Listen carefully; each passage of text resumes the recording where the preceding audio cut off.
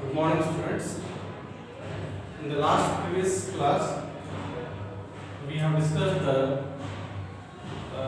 thermal conductivity, and also we have discussed the mechanism of thermal conduction. Okay. Now, in today's class, we are discussing the classification of substances on the basis of value of thermal conductivity. Thermal conductivity.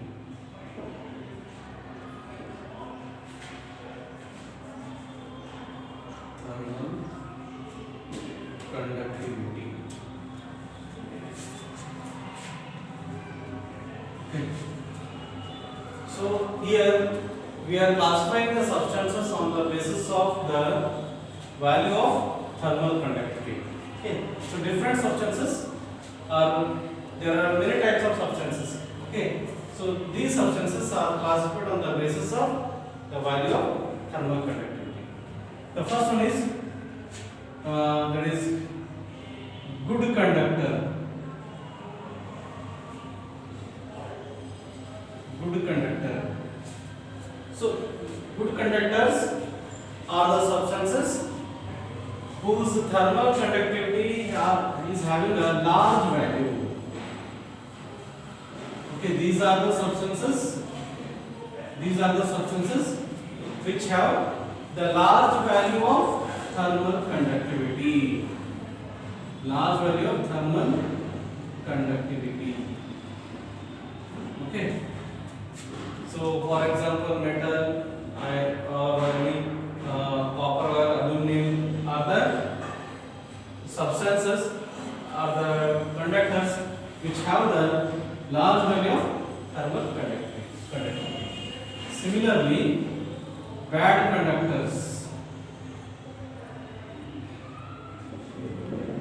So these are the substances which have small value of thermal conductivity. Small value of thermal conductivity. For example, wood, dry wood, okay, cotton, okay. So are the bad conductors are the bad conductors which have the small value of thermal conductivity. Okay. Now next we move on towards the applications of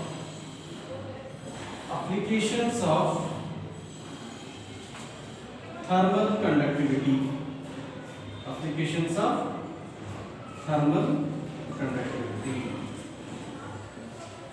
So, what are the applications of thermal conductivity? The first one is that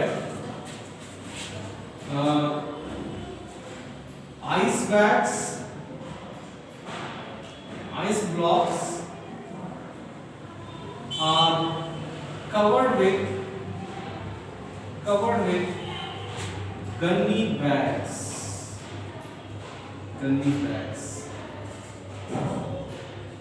Okay. Why the ice blocks are covered with gunny bags? Okay. As we know that, so here also thermal conductivity plays an important role here. Okay. So as the gunny bags are the bad conductors, as they are made up of jute. So these gunny bags are the bad conductors of heat. Okay. And also the air which is present in the pores of the gunny bag. Say for example, this is a gunny bag. Okay.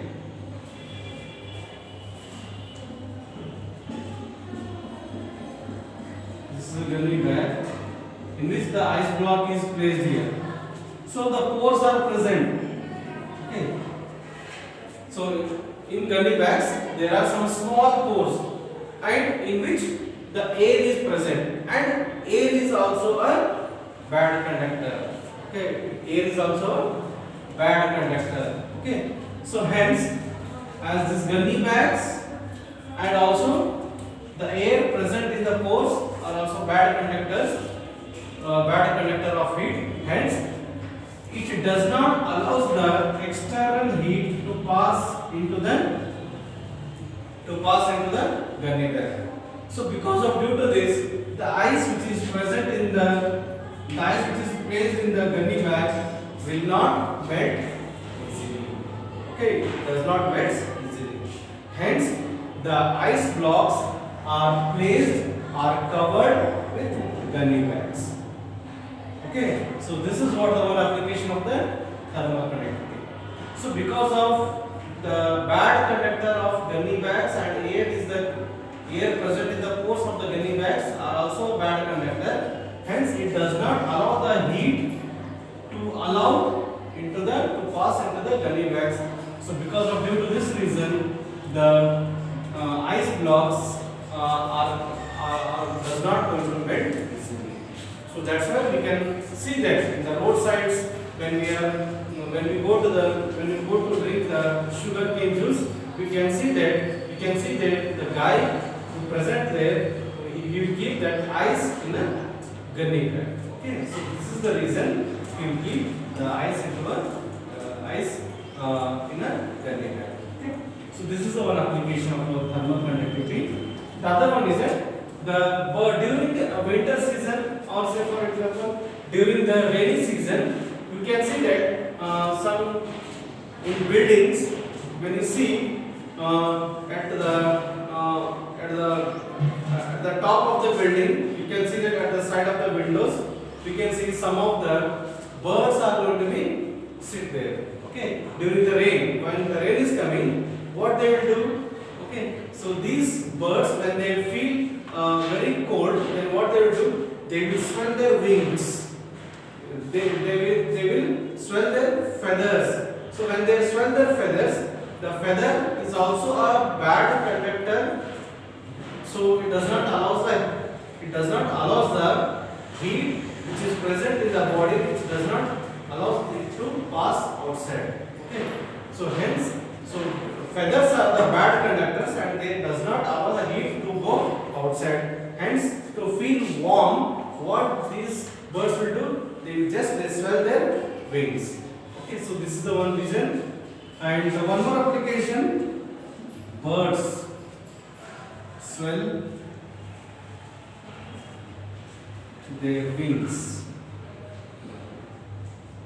Okay, and the one more application is that here you can see that some of the cooking utensils like a pan, dosa pan or a pressure cooker, whose handle is covered with the plastic. Okay, it is being covered with the plastic. You can observe that there. When we see the cookers or a pan, a chapati pan or a dosa pan, when you see, this is being covered with the black color, or you can say, it is covered with the wood also. Okay, so why it is covered with wood? Because as wood or a plastic is a bad conductor. Okay, it does not allows the heat enter to it. So when we are heating this pan, so the whatever the heat which is flowing through this pan, it does not, this plastic or wood which is covered on the handle, it does not allow the heat to enter into that, so that we can handle it. Okay, so because of due to this reason only, these handles are covered with a plastic or a wood. Okay, sometimes we have also seen this, some wooden spoons or wooden spoons which we are using, so those are the bad conductors, so through which the heat does not enter. So that is the one reason we can see that the cooking utensils are covered with the wood or a plastic. Okay. So this is what the one application of the third application of the thermal conductivity. Okay. So so these are some few applications of thermal conductivity. There are many types of thermal applications of thermal these are the some few applications of thermal conductivity. And next we move on towards the next our topic is that convection. Okay, convection. Okay, convection. So you can see some other types of applications of thermal conductivity in your textbook. So these are the some three applications which I explained in the previous class. Okay. So next we move on towards the convection here. Okay.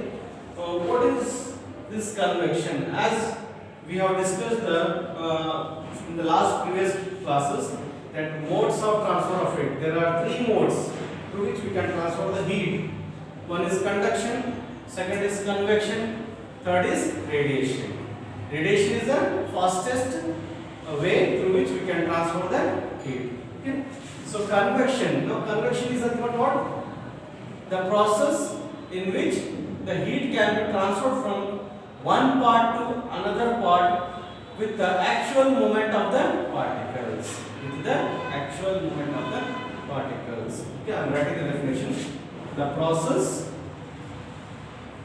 It is a process. It is the process through which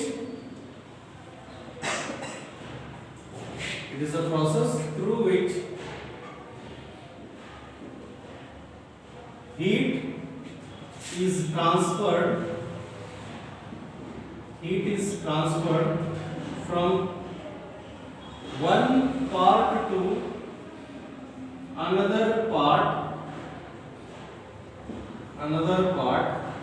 with actual movement of the particles is called convection. Okay, so to get understood this convection, let me explain you by giving an example here. So we'll take one utensil. Okay, utensil which was placed on a stand here.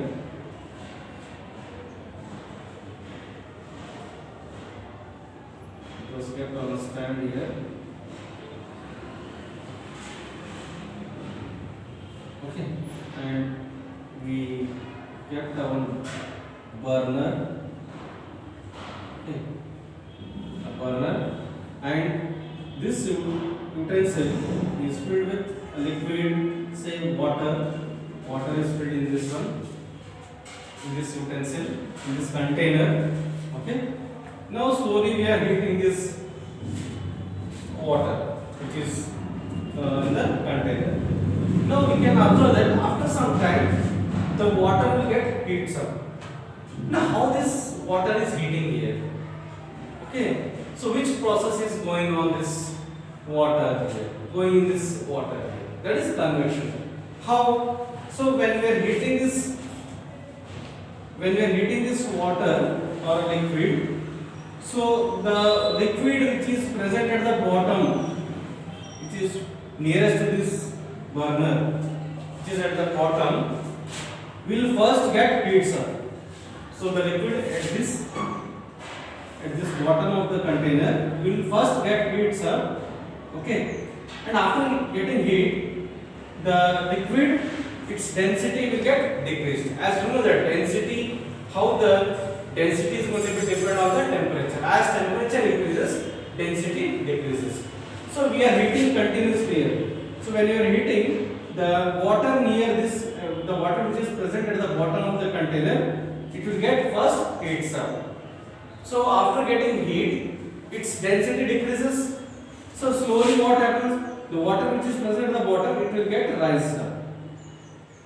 Why it is getting raised? Because its density is decreasing. And the water which is above at the surface is cold. So hence its density is high. So whose density is high, it will come in the downward direction. Okay. So here the water which gets heated up, it will go in the upward direction, and it is being replaced by the cold water. and again it will get heats up, and again it will go to the upside, and the water which is present in the cold one, again it is being replaced here. So in this way the convection currents are going to be formed. Okay, so the rising and the rise of this hot liquid, it is going upward direction, and again it is coming in the downward direction. So these are the currents which are forming here. So these currents are called as a convection current. Convection current. So in this way the complete water will get heats up, and we can get a hot liquid or a hot water. So what we are observing here, so this is a process where the water molecules are first getting heat up, and they are moving in the upward direction, and the water which are cold particles, they are coming in the downward direction. So in this way the actual movement of the particles is going to take place. So in this way we can transfer the heat from one part to another part. So such process is called as, that is, convection. Okay, so this is what the convection and the application of thermal conductivity and the classification of substances on the basis of value of thermal conductivity, which are discussed in the today's class. In the next class we will discuss the next topic. Okay, so this is all about the today's class which we discussed. Thank you.